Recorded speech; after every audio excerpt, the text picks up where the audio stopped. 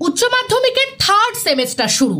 উচ্চ মাধ্যমিক পরীক্ষার্থীদের সুবিধার্থে এবার সেমেস্টার পদ্ধতি চালু করা হয়েছে। সোমবার থেকে সেই পরীক্ষা শুরু হয়েছে রাজ্য জুড়ে। জীবনের দ্বিতীয় বড় পরীক্ষায় পরীক্ষার্থীদের মনোবল বৃদ্ধি করতে তাদের শুভেচ্ছা জানালেন বীরভূম জেলা পরিষদের সভাধিপতি কাজল শেখ ও নানুর বিধানসভার বিধায়ক বিধানচন্দ্র মাঝি। এদিন নানুর সিএম উচ্চ বিদ্যালয়ে পরীক্ষার আগে স্কুলে প্রবেশের সময় প্রত্যেক পরীক্ষার্থীদের হাতে পেন, জলের বোতল ও গোলাপ ফুল তুলে দেওয়া হয়।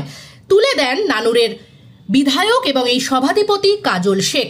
আগামীতে এই সেমেস্টার পদ্ধতির মধ্য দিয়ে পরীক্ষায় পাওয়া নম্বর যুক্ত হবে উচ্চ মাধ্যমিকে। বীরভূম জেলা পরিষদের সভাধিপতি কাজল শেখ বলেন, দেশের মধ্যে পশ্চিমবঙ্গে প্রথম সেমেস্টার অনুযায়ী পরীক্ষা শুরু হলো। OMR পদ্ধতির মাধ্যমে খাতা দেখা হবে, যা সুষ্ঠু ও সঠিক পদ্ধতিতেই হবে। এই সেমেস্টার পরীক্ষা ছাত্রছাত্রীদের কতটা উপকৃত হবে এখন সেটাই দেখার। যেহেতু উচ্চ মাধ্যমিক পরীক্ষা হায়ার সেকেন্ডারি পরীক্ষা, সে হায়ার সেকেন্ডারি পরীক্ষা হচ্ছে স্টুডেন্টদের লাইফের জীবনের দ্বিতীয় ধাপ। প্রথম ধাপ মাধ্যমিক, দ্বিতীয় ধাপ উচ্চ মাধ্যমিক, এরপর এরা কলেজ জীবনে প্রবেশ করবে।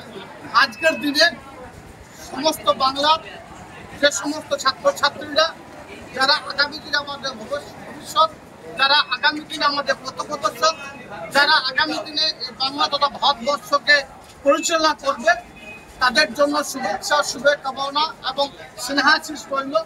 তারা ভালোভাবে পরীক্ষা দিক এবং আমার বাংলা তথা বীরভূম জেলার নাম রোশন করুক, এটাই আমরা কামনা করবো। আজকের দিনে বীরভূম জেলার প্রায় 31টা ভেন্যু আছে, তার মধ্যে এই নানুর এটা একটা ভেন্যু।